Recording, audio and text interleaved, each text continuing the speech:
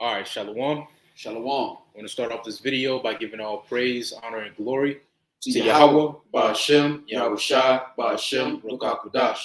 And double honors to our apostles and elders of Great Millstone who rule well, and grace and peace to you elect around the four winds, believing and pushing this truth in all sincerity. May the blessing of election be upon your houses. All right, these are your fellow servants from the GMS Orlando camp.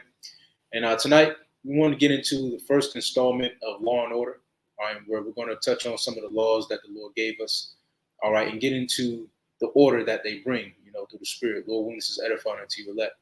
All right, in this first installment, we're going to be going into the law of refuge, all right, found in a plethora of scriptures, all right, but namely in Numbers, the 35th chapter. All right, but before we get into Numbers 35, we want to start off here in Deuteronomy Chapter 4. And let's see, let's get verse 7 or 6. Let's get 5. Yeah, let's start at 5. This is Deuteronomy Chapter 4 and verse 5. It reads, "Behold, I have taught you statutes and judgments, even as the Lord my power commanded me, that you should do so in the land whither ye go to possess it. Keep therefore and do them, for this is your wisdom and your understanding in the sight of the nations, which shall hear all these statutes and say, surely this great nation is a wise and understanding people.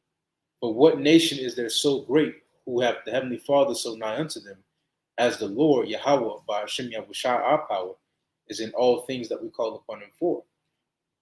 Okay. So when you deal with the law of the city of refuge, all right, compared to how Esau deals, all right, the Lord is more gracious and there's more wisdom when you deal with the cities of refuge. All right, because basically the cities of refuge were reserved for men who had essentially committed manslaughter.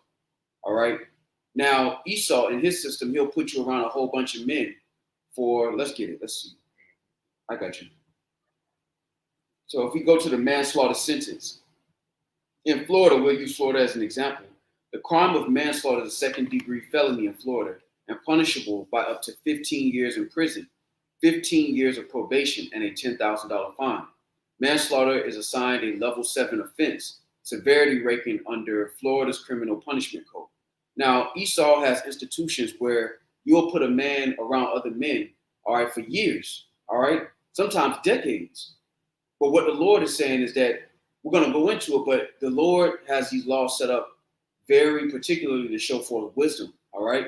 Because there's manslaughter that happens accidentally, and then there's manslaughter that happens intentionally. And the Lord has made provisions for both. Right. And what you get by that is order. Right. All right, true order. Because what Esau, the system that Esau has going on right now with his whole prison system, it creates a lot of chaos. Because when you put those type of men around each other, even the men who are innocent, who weren't necessarily murdering with enmity. Right. When you put those men under the same judgment, under the same scrutiny as those merciless killers, it creates chaos, which is what we see today. You got a group of men together, some doing 15 years, some doing 2 years, all that testosterone, and it's chaos, man. You get killers, you get more murderings out of that, and more unrighteousness follows after that. You know what goes down. Right. But we're going to get into it. All right, so I'm going to jump down, since we're in Deuteronomy 4. I'm going to jump down to 41. All right, and it reads, "Then Moses severed 3 cities on this side Jordan toward the sun rising, that the slayer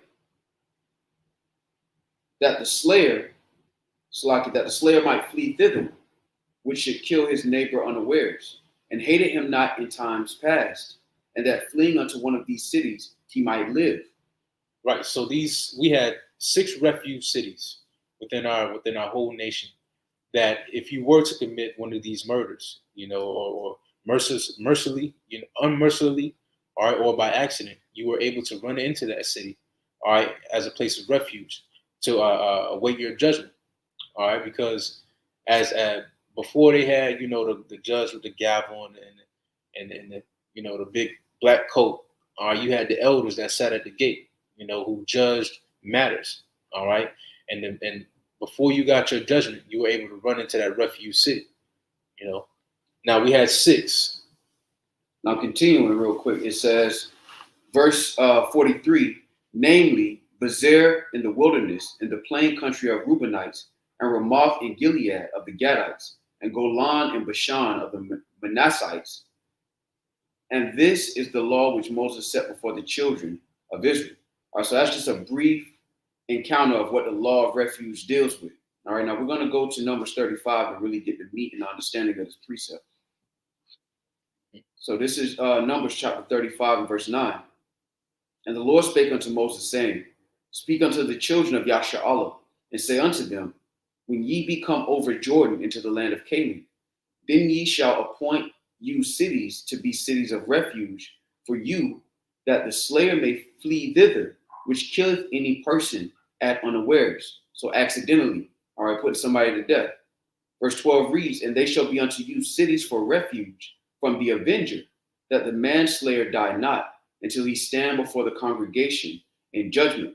All right, because what did they do? They wanted to determine if he did this intentionally or if it was an unintentional murder.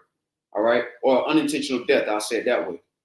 All right, continuing, it says, verse 13, And these cities which ye shall give, 6 cities shall ye have for refuge. Ye shall give 3 cities on this side Jordan, and 3 cities shall ye give in the land of Canaan, which shall be cities of refuge. Now, these cities, when you get into it and how they were positioned, or they were positioned in a way to where it was easily accessible, to that murderer, so to speak. He was able to get to that place of refuge before he was slain. All right, so that proper judgment can befall him.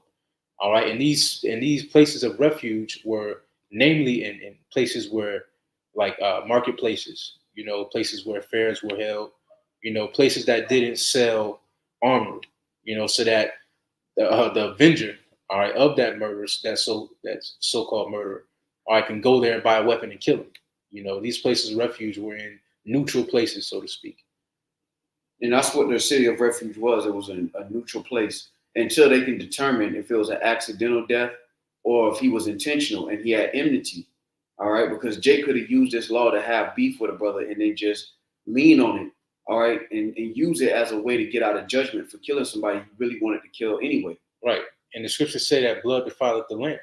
And by all that unrighteous killing, our land will be defiled. Therefore, the Lord gave us this law, all right, on the cities of refuge, all right, which would eliminate that chaos, which would eliminate that unrighteous blood or that righteous blood being shed. So at verse 15, it says, These 6 cities shall be a refuge, both for the children of Israel and for the stranger and for the sojourner among them, that everyone that killeth any person unawares may flee thither. Now, when you get this word unawares, all right, is sagaga or shagaga, and it says sin of error or in inadvertent sin. So if we go into this word inadvertent, it reads not resulting or achieved through deliberate planning. So this is somebody who literally accidentally killed somebody, all right, for whatever the circumstance is. Maybe the guy rose up against him, whatever the case may be. But we're showing the difference between what Esau does with manslaughter and what the Lord actually does, because in the kingdom, these laws are going to be implemented against the heathen when they do certain things. We're not going to build establishments where men have to get naked in front of other men, bend over and cough. That's off. All right, in these cities of refuge, men were allowed to bring their wives. All right, we're going to go into how long the man would stay in that city of refuge, Lord willing. Mm-hmm. You got it. So continuing at verse 16, and if he smite him with an instrument of iron so that he die, he is a murderer. The murderer shall surely be put to death. Right, now that's intentional murder. All right, he smote him with the iron. He smote him with a weapon. All right, so that he would die. So therefore, he would be called a murderer. All right, and that murderer would be put to death. All right, that was the judgment for that type of slaying. All right. Now, real quick, just to give you a visual of what this actually looks like, as far as the cities of refuge. Let me use this site as an example. But these are the cities of refuge. All right, Kadesh, Shechem, Hebron, Bezer, Ramoth, and Golan. All right, these are considered the 6 cities of refuge. All right. Now continuing at verse 17, and it reads, and if he smite him with throwing a stone, wherewith he may die, and he died, he is a murderer. the murderer shall surely be put to death. Right. So if you got somebody that picks up a stone, hurls it in intent to murder, he's a murderer. All right. His judgment is to be put to death. All right. You got it. Continuing, verse 18, or if he smite him with a hand weapon of wood, wherewith he may die, and he die, he is a murderer. The murderer shall surely be put to death. And this is all intentional acts of murder. This is all intentional acts of slaying. Right. All right. If you take up the iron weapon and you go against a man intending to kill him, you are a murderer. All right. And the Lord sanctioned for you to be put to death. Likewise, if you were to raise up with a stone on somebody, all right, it's the same judgment. All right. Intentional murder was not acceptable. All right, within the laws of Yahweh Shem Yahushai. All right, and if you did run to one of those refuge cities, your judgment was death. If it was determined that you smote your brethren in enmity. And that's an important point. So if you intentionally kill somebody, and it's determined that you intentionally killed somebody, and you ran to a city of refuge, your ass will still get put to death. You're not safe. Once they determine that you were guilty, you're gonna get put to death because it was hatred, it was enmity, and you tried to use a city of refuge as a scapegoat. Right. And that's where, all the chaos goes on within our communities with these blood vendettas. You got Jake that off somebody's cousin, intentionally, and they don't receive that judgment for it. So then that family comes against them, and it's a decades war, to the point where constant blood is being shed, and it's a bunch of chaos. This eliminates that. All right. If that murder, if you murder somebody intentionally, your judgment was to get put to death. To eliminate that family feud, to eliminate that blood vendetta, nip it right there at the bud. Now, continuing at verse 19, Numbers 35 and 19 says, the revenger of blood himself shall slay the murderer. When he meeteth, he shall slay him. Now, when you deal with the NLT, it says this: the victim's nearest relative is responsible for putting the murderer to death. When they meet, the avenger must put the murderer to death. Now, keep in mind, this is if it happens to be that he intentionally did it, or if he is caught before he makes it to the city of refuge. All right? You was going to say something about? Did you read that one more time, about verse 19, Numbers 35 and 19. The revenger of blood himself shall slay the murderer, and when he meeteth him, he shall slay him. Right. So revenge came into that family. All right. That vendetta was settled, by them catching that murderer. And when you go to Esau's court system, you have that murderer sitting, right in front of you, and the family's having to sit back and hold their peace, knowing that their family member got murdered unrighteously. And that causes a lot of people to jump over the gate, causes a lot of people to lose their mind because proper judgment isn't going forth. Right. You got it. Verse 20, but if he thrust him of hatred, or hurled at him by laying of weight, then that he die, or in enmity smite him with his hand that he die, he that smote him shall surely be put to death, for he is a murderer. The revenger of blood shall slay the murderer when he meeteth him. So if you had a fist fight, and it was known that you had enmity with that brother, and you killed them, you were considered a murderer. All right, it wasn't no. Oh, that's an accident. No, you were a murderer, man, and your proper judgment was to be put to death. And these are proper judgment. This is when you get into the reality of things. This is the way the earth should be ran. Right. Because when the earth is not ran by these standards, when the earth is not held by these standards, this is what we get. We get America, Babylon the Great. We get this type of nigga, grimy culture.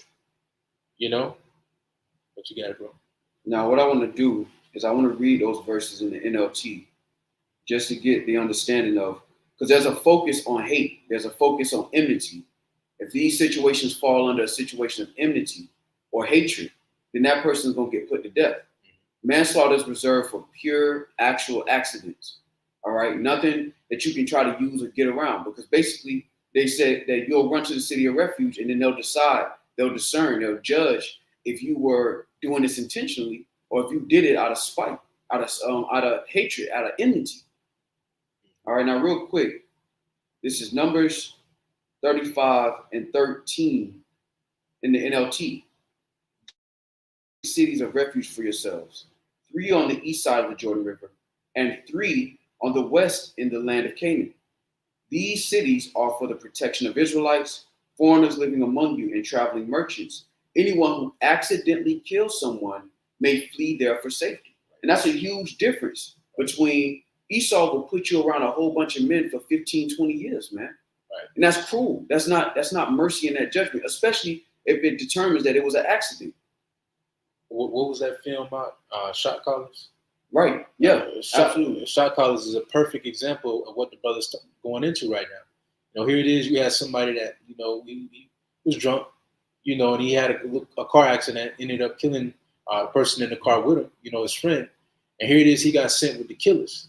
He got sent with the gang members. And in turn, he turned into a gang member. Right. He turned into a merciless killer. And that's improper judgment, man. Here it is. You may be building something and a stone fall and it fall upon a man and you accidentally kill him. That's not means for that man to be put to death. He should receive mercy for that, because ultimately that was judgment from the Lord. That man didn't come against him in enmity. He didn't come against him in strife. It was just a pure judgment from Yahweh Shem Yahushua. And it's going to give you an example of what would be considered a accident, what would be considered a manslaughter, where the city of refuge could protect him. All right, continuing at verse 16, it says, but if someone strikes and kills another person with a piece of iron, it is murder, and the murderer must be executed. Or if someone with a stone in his hand strikes and kills another person, it is murder, and the murderer must be put to death. Or if someone strikes and kills another person with a wooden object, it is murder, and the murderer must be put to death.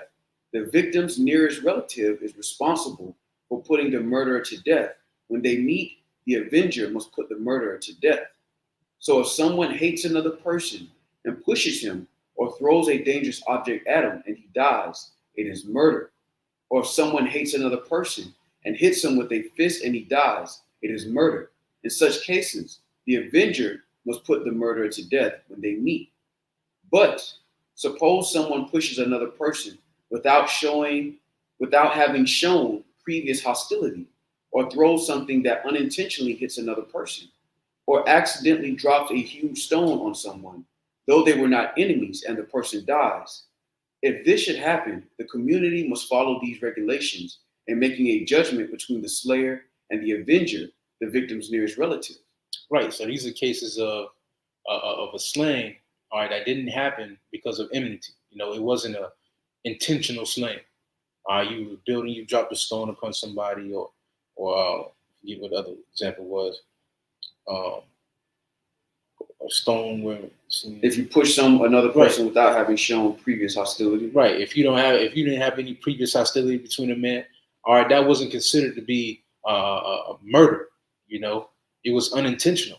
All right. And the judgment for that, if that man were to make it to that refuge city, all right, was that he would have mercy will befall upon him. He would be able to stay within that refuge city for a certain period of time before he was able to return. All right, now I'm gonna go back to I'm gonna read 25, and then we'll go back to the KJV. So this is Numbers 35 and 25 in the NLT. The community must protect the slayer from the avenger, and must escort the slayer back to live in the city of refuge to which he fled. So if you commit a manslaughter, the community, if they find out and they determine it's a pure accident, the community, which is the family, the Israelites, basically protect you. All right, they make sure you make it to the city of refuge. All right, no man can slay you if you're in those limits. All right, but then there's a caveat. Continuing, it says, there he must remain until the death of the high priest, who was anointed with the sacred oil. And that's extremely important.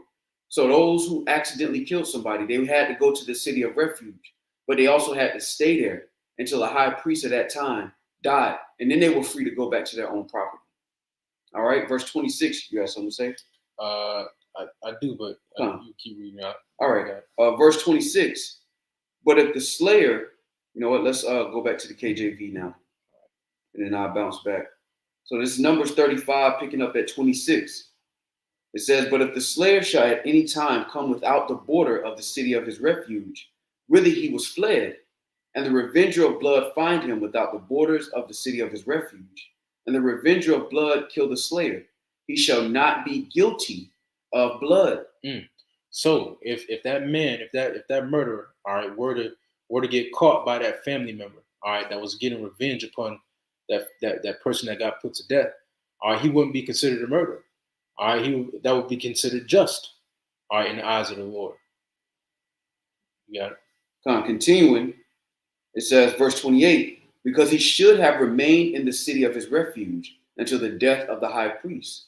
But after the death of the high priest, the slayer shall return into the land of his possession. So we want to go through this through the Spirit to highlight some of these judgments that are going to be implemented in the kingdom. All right. When you deal with other nations, we're not going to build federal institutions where people go and they have to shower with other men. That's off, man. All right. Especially if it's found to be an accident. And if the person is guilty, it don't make sense to have a manslaughter who killed somebody intentionally get to remain alive for 15, 20 years. Right. Because when you allow judgment to be delayed like that and fester, it breeds chaos, man. Judgment is supposed to happen expediently, as quickly as possible to put evil away from that city.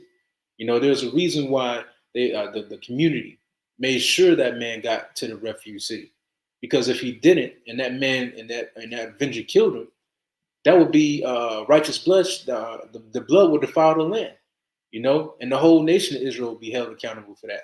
We see that person, So when you allow judgment to be delayed, you allow unrighteous decrees to fester, it breeds chaos. Through the Spirit, we want to get into this series, Lord willing, to bring out some of the laws, all right, that the Lord bestowed upon our nation, all right, to shun chaos, right, and to bring order. Right. Because the brother brought out a beautiful point. When you don't do this, you have these blood vendettas where men feel obligated to get their own justice because the system itself is not giving them justice. And this is how you cut those blood feuds off. Mm-hmm. If you were able to catch the man before he went to the city of refuge, then he's yours. If he make it to that city, then the judgment is going to go out. And we're going to figure out, Lord willing, if the man was doing it on accident or if he did it intentionally. If he did it intentionally, it's good night. End of discussion. You ain't going to live for 15, 20 years working out and sucking up resources. Right. You're going to get put back in the ground and you'll be back in your third and fourth generation. Right. And this is why it's important for each and every man of our nation to be trained up in judgment and the law, because eventually this is going to be your office. I got you. This is 1 Corinthians chapter 6 and verse 1. Dare any of you having a matter against another go to the law before the unjust and not before the saints? Do ye not know that the saints shall judge the world? And if the world shall be judged by you, are ye unworthy to judge the smallest matters? Right. So the world is going to be judged by us. So as a nation, especially of the men of our nation, we have a heavy responsibility to be trained up in judgment and proper judgment. All right, even in the smallest matters, which is starting today, which is starting in our daily walks. We're learning how to exercise true judgment in our day-to-day walks. All right, and eventually it's going to lead to the judgment of the whole world.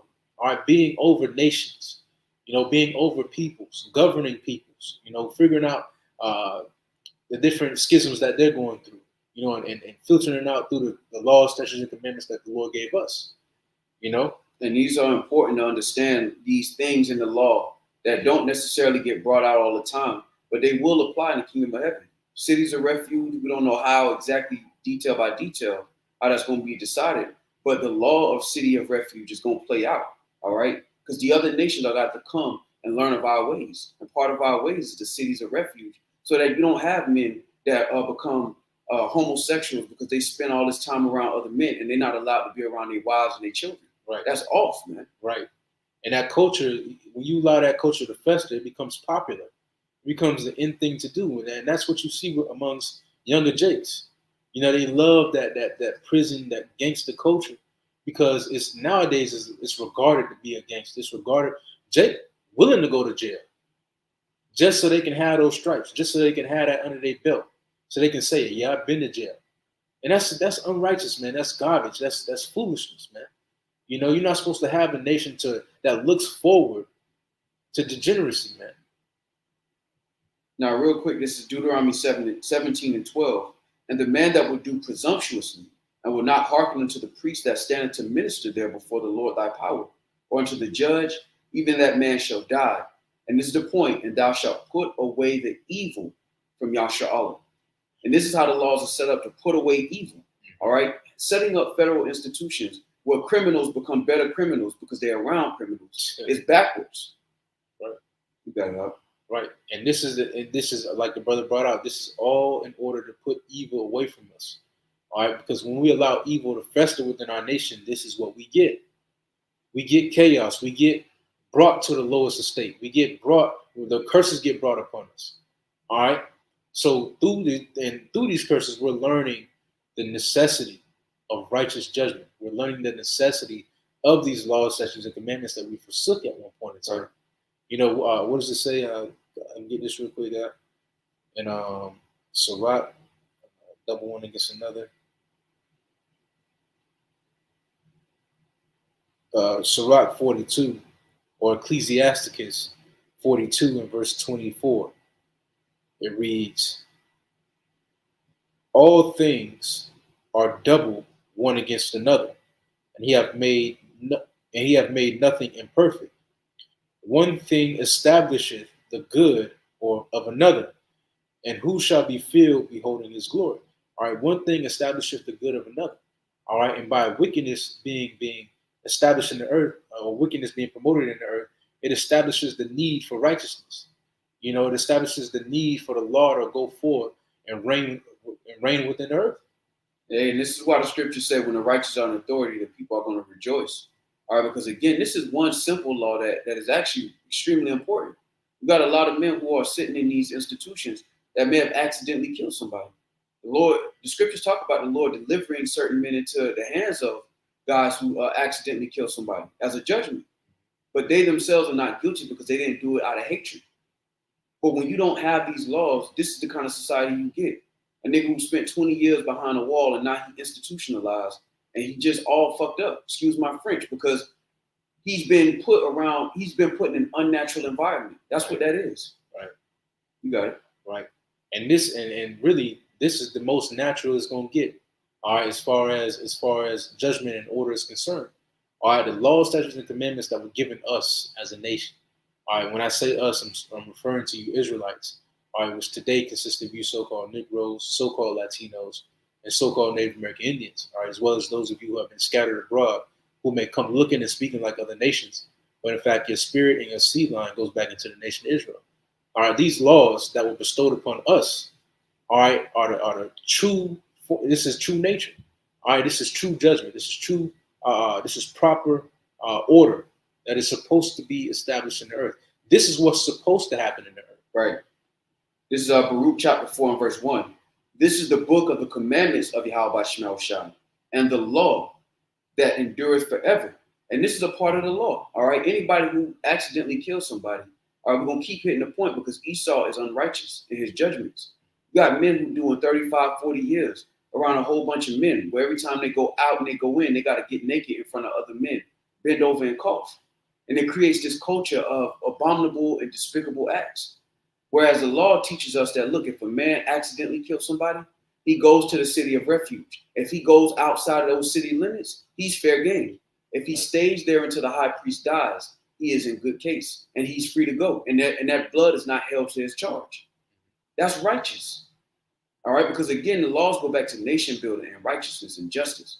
All right, Esau is completely opposite of that, because when you look at his system, it's really set up for free labor. All right, it's not really set up on righteousness. As the scriptures say, they say in their hearts, let our strength be the law of justice. Right. Continuing in verse 2, it says, turn thee, O Jacob, and take heed of it. Walk in the presence of the light thereof, that thou mayest be illuminated. Give not thine honor to another, nor the things that are profitable unto thee to a strange nation. O Israel, happy are we, for the things that are pleasing to the Most High are made known unto us. And these are the things that please the Most High. Proper judgment pleases Yahweh B'Shem Yahushai. And these things were made known unto us. You know, and now here in these latter days, we're starting to return unto this. We're starting to return unto the ways that are pleasing unto our power. You understand? And the way that we're doing that is by, one of the ways that we're doing that is by exercising true judgment. All right, and these judgments may seem harsh at first, but ultimately we have to get out of this Western mentality, because this Western mentality has taught us to diminish and dilute the ways of Yahweh Shema Shah. It's taught us that the Bible, and these laws are our old way of thinking. But in reality, man, this is the only way of thinking. This is the way that we should think. This is the way that things should be ran in the earth. All right, because when these things aren't established in the earth, once again, this is what we get. All right, we get a culture of chaos. We get black culture. We get Spanish culture. We get degeneracy, promoted amongst our people, amongst our nation. All right, so with this scripture is Psalms 37:28. For the Lord loveth judgment, and forsaketh not his saints. They are preserved forever, but the seed of the wicked shall be cut off. Right, it says the Lord loveth judgment. All right, the Lord loveth judgment, but the seed of the wicked shall be cut off. All right, and we know that this present seed that's ruling the earth, the seed of the wicked, which is Esau, Edom, all right, the so-called white race, they're going to be cut off. All right, because the Lord is not taking pleasure in what they're doing. The Lord is not taking pleasure in the judgment that they're perceiving. Right. Now, real quick in the NLT, it reads, Psalms 37:28, for the Lord loves justice, and he will never abandon the godly. He will keep them safe forever, but the children of the wicked will die. That's plain. That's plain. It don't get no plainer than that, man. All right, because with Yahweh Shema Shah is hot or cold, left or right.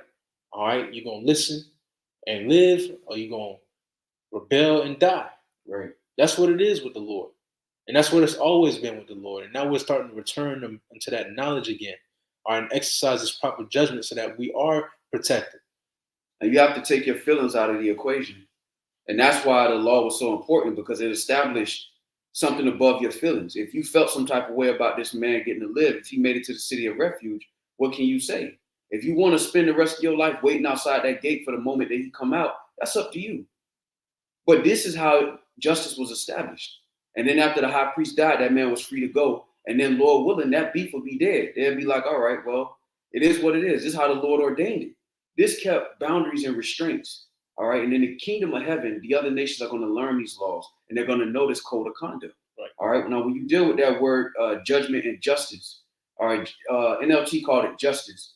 The KJV called it judgment. Again, of course, we all know this. It goes into Mashapat. All right. And that's judgment, justice, ordinance.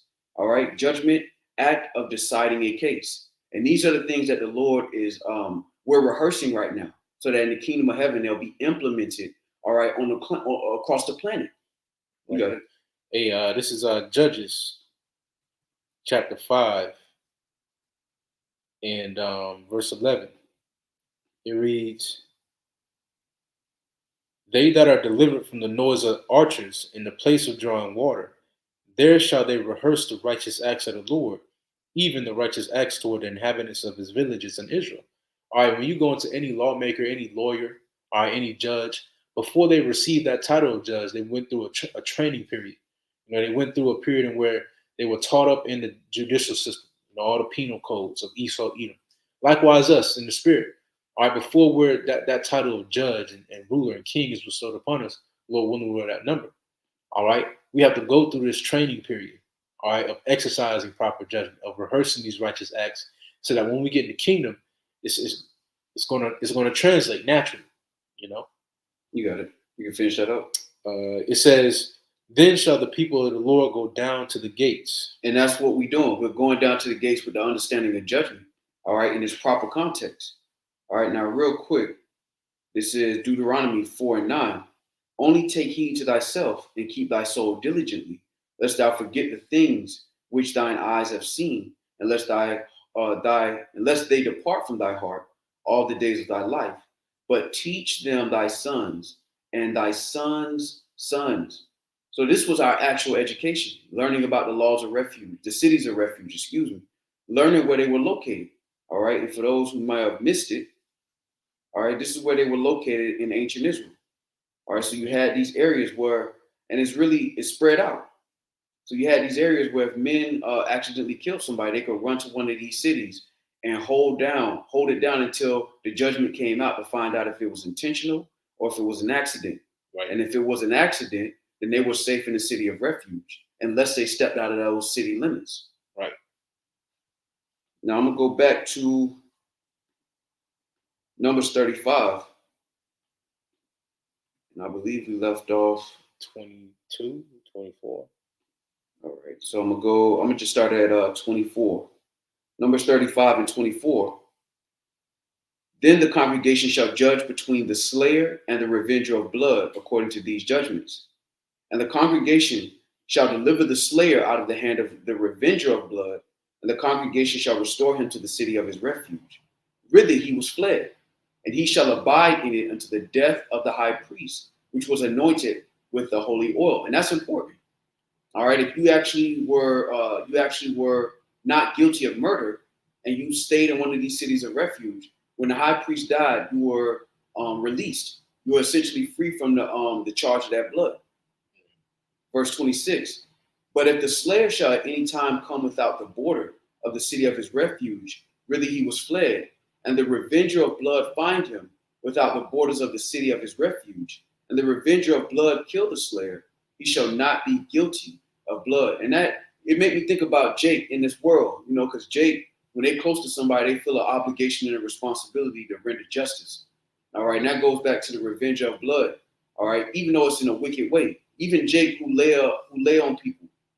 Jake who got an enemy and they'll sleep in their car for 2-3 days, Right. leaving their cell phone at the house because they feel like a vendetta needs to be taken care of. Even though it's all wickedness, we want to point to how these laws, statutes, and commandments would rectify those situations. Now continuing, verse 28. Because he should have remained in the city of his refuge until the death of the high priest. But after the death of the high priest, the slayer shall return into the land of his possession. So, if I may say this, and by giving that amount of time, you allow that vendetta to kind of settle over. If you allow that man to go back to the city immediately, that anger, that wrath might be kindled right back against him by that family member, by that avenger. So by giving it that time period until the death of the high priest, you allow that anger, that vendetta to kind of settle down, to the point where things are forgiven, forgotten and forgiven, so to speak. Continuing, verse 29, I'll finish up 28. But after the death of the high priest, the slayer shall return into the land of his possession. So these things shall be for a statute of judgment unto you throughout your generations in all your dwellings. Right. So this law never changes. All right, now in the kingdom, we're going to be righteous. So this is not going to apply to us as a nation of people. It's going to apply to the other nations.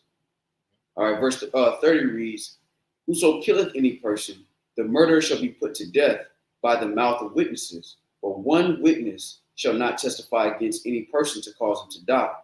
Moreover, ye shall take no satisfaction for the life of a murderer, which is guilty of death, but he shall be surely put to death. Who says, moreover, ye shall not take satisfaction for the life of a murderer? All right, what does Jake do in this world? They take satisfaction in the life of murderous men. All right, all of Jake's music is full of murder and mayhem, man. And Jake takes satisfaction in that. And the Lord told us not to, because when you take satisfaction in that, you promote it. And when you promote it, all right, you get a bunch of unrighteous bloodshed, man. You get a bunch of evil, all right, that runs rampant within our nation. All right, this is why the Lord told us to implement these laws, man, and to not take satisfaction. All right, in him that slayeth unrighteously, man. So I'm gonna read that one more time. This is Numbers chapter 35 and verse 31. Moreover, ye shall take no satisfaction for the life of a murderer, which is guilty of death, but he shall be surely put to death. And ye shall take no satisfaction for him that is fled to the city of his refuge, that he should come again to dwell in the land until the death of the priest. So ye shall not pollute the land wherein ye are. Now, this is a precept we know all too well. For blood it defileth the land, and the land cannot be cleansed of the blood that is shed therein, but by the blood of him that shed it. Defile not therefore the land which ye shall inhabit, wherein I dwell, for I, the Lord, dwell among the children of Yashar'Allah. Right. And this is all to keep pollution, all right, from our nation. All right, to keep our land from being polluted, to keep our people, our nation from being polluted by evil, by the works of unrighteousness. All right. You got it. Now I want to go to this word satisfaction in verse. Let's go to 31. It said, "Moreover, ye shall take no satisfaction for the life of a murderer." When you go into that word, it's kafar. Kafar, and it says price of a life, ransom, bribe. It says Strong's definition, a cover. An example, a village, vitamin used for coating, and the henna plant. Figuratively, a redemption price, bribe, campfire, pitch, ransom, satisfaction, sum of money, village. All right, when you look at how this word is also used, all right, Exodus 21 and 30 says sum of money. All right, Exodus 30 and 12, ransom. So that means you can't buy your way out of this judgment. All right. Look at this. 1 Samuel 12 and 3, bribe. So whatever man's judgment it is, that's the judgment. I don't care how many shekels you got. Right. And that's what goes on in this system. If you had a right lawyer, you had a right, monetary funds, you can buy your way out of anything. You can buy your way out of murder. You can buy your way out of heinous crimes, man, here in Esau's system. If you had a right lawyer, if you had the right money. And that's unrighteous, man. Right. That's a pollution of judgment. Right. It's perversion of judgment. All right, because this is what Deuteronomy 16 and 19 says. Thou shalt not wrest judgment. Thou shalt not respect persons, neither take a gift. For a gift doth blind the eyes of the wise and pervert the words of the righteous. Right. Oh, I got this in Ecclesiastes 7 and verse 7. It says, surely oppression maketh a wise man mad, and a gift destroyeth the heart.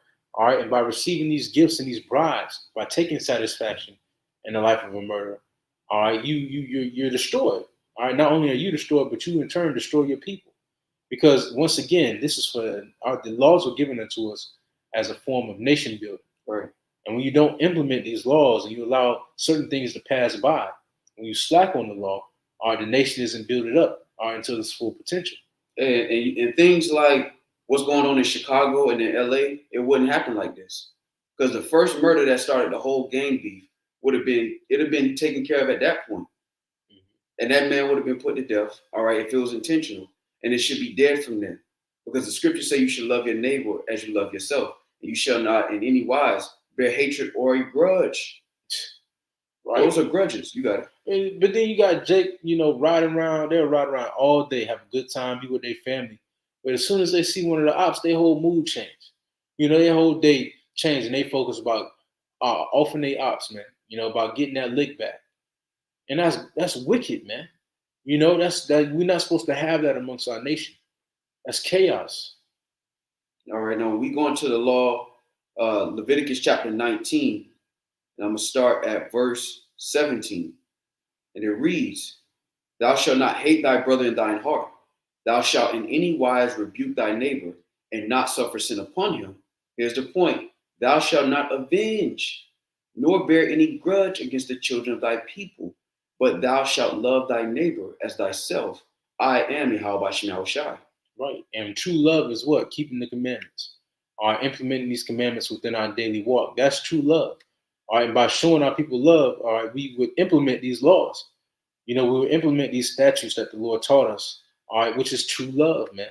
All right. That's not what is that I was saying? Can you read back up a little bit, Baba Kashah? Leviticus 19 and 17. Thou shalt not hate thy brother in thine heart.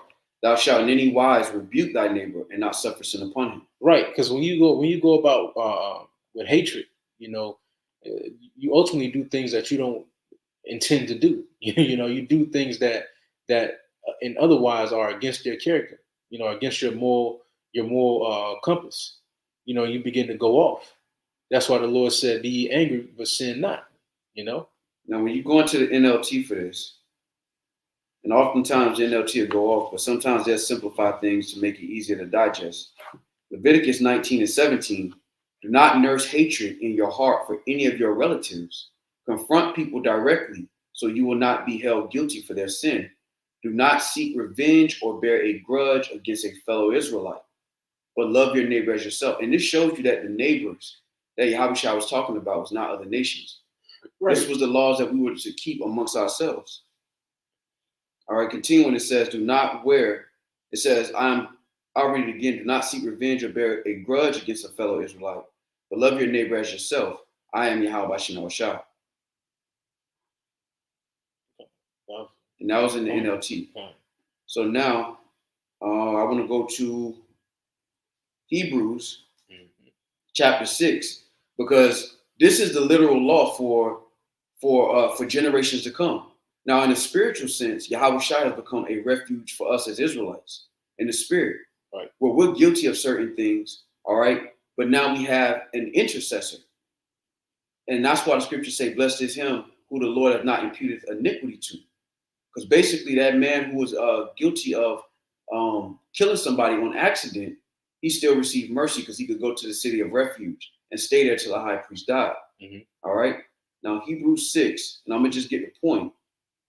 This is verse 17, wherein Yahweh Shem Shai, willing more abundantly to show unto the heirs of promise the immutability of his counsel, confirmed it by an oath, that by two immutable things, in which it was impossible for the Most High to lie, we might have a strong consolation, who have fled for refuge to lay hold upon the hope set before us. Right, and once again, what is that refuge that we lay hold on? You know, that we have fled to through the Spirit. All right, that refuge is Yahweh Shem Shai. That's true. All right, this is a refuge for the hopefully elect. Right. All right, a sanctuary, a place of rest. All right, a place where a hedge of protection is placed around us. Because we constantly walk. All right, the scriptures call this place the valley of the shadow of death. So in walking in the valley of the shadow of death, we need a hedge. We need a refuge. We need a sanctuary. And this is it. You know, it starts with receiving those names that Heavenly Father is only begotten Son. And then it only grows from that point on. You know? Now, continuing in John the 3rd chapter, verse 14 reads, and as Moses lifted up the serpent in the wilderness, even so must the Son of Man be lifted up, that whosoever believeth in him should not perish, but have eternal life. For the Most High, Yahweh Shem Shai, so loved the world, that he gave his only begotten Son, that whosoever believeth in him should not perish, but have everlasting life. For the Most High sent not his Son into the world to condemn the world, but that the world through him might be saved. Right, and with proper understanding, we understand that this whosoever is speaking about the nation of Israel, the elect amongst the nation of Israel on this side.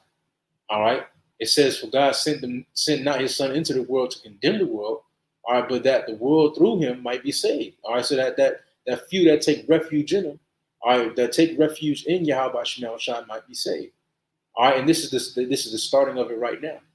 All right, we're taking refuge in the name of Yahweh Shem Shai. We're taking refuge in this truth. All right. Now, real quick, this is Ephesians 2:8. For by grace are you saved through faith, and that not of yourselves, it is the gift of Yahweh Shem Shai, not of works, lest any man should boast. Now, in the law, all right, if you did put somebody to death on accident, you had a form of mercy because you could go to one of these cities. All right. That's why we're prisoners of hope now. All right. Hamashiach's blood has, in essence, given us a refuge, so to speak. All right. But we have to remain there. All right. Because when you go into the law, if you leave the city limits of the refuge, you could be put to death. That's why the scriptures harp on enduring into the end. Stand in that city of refuge. Stand in that strong tower. All right. In essence, that goes back to that law about the city of refuge and being within those borders. Let me grab that. This is Proverbs 18 and verse 10. It says, the name of the Lord, Yahweh Bahashim Yahushai, is a strong tower. The righteous runneth into it and is safe. And it's beautiful when you think about it in the spirit, because in ancient Israel, all right, you had these areas, these cities that would be considered cities of refuge. All right. Now the Lord, all across the planet, the Lord has these altars set up in the midst of Israel, as it says in Isaiah the 19th chapter.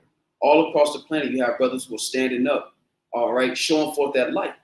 All right. And those who desire the light, they come toward it. All right. That's why you see an increase in the followers through the spirit and power of Yahweh Shem Shai, because our people are beginning to believe on Yahweh Shai in return. All right. And that refuge is increasing. That hedge is increasing. You know, as the ministry increases, that hedge increases. All right, and that number, that remnant that the Lord has reserved, all right, falls under that hedge, falls under that refuge. All right, and coming into these times that we're coming into, all right, that hedge is what's going to be our protection. You know, this refuge of truth, is what's going to be our protection and our strong stay in these evil days. And at the same time, in the kingdom, this is going to be the law of the land. So when other nations go off, all right, you're going to know what to do. Mm-hmm. You're going to say, okay, did he make it to the city of refuge? All right, let's discern the matter. Let's find out if it was intentional. And we're going to understand men's thoughts, so we're going to be able to read between the lines. Right. And we're going to say this man is guilty because he had hatred in his heart. And we're going to be able to show them this is what the moment he got offended. And he didn't bring the matter to his brother directly. He let his anger fester. Or if it's a true accident, we're going to say, look, this man is not guilty of murder. Right. He accidentally killed this man, and it wasn't enmity. He has to reside, all right, in the city of refuge. Right. Ain't no 7-year trial. You know, things gonna go to trial right then and there. Proper judgment is gonna proceed right then and there, so that evil don't fester. You know. Yeah, you got any more? No, that was it for me. And so with that, we want to give all praise, honor, and glory to Yahweh, Ba'ashem, Yahushua, Ba'ashem, Rukakodash. Double honors to the apostles and the elders of Great Millstone, who are the elders of Yasharallah, and a sincere salutation to all Yuakim, who are preaching this word and believing this word, and to the Akwathim, who are believing this word in all truth and in sincerity. Shalom. Shalom. Wa Abba Abba. Shalom. Shalom.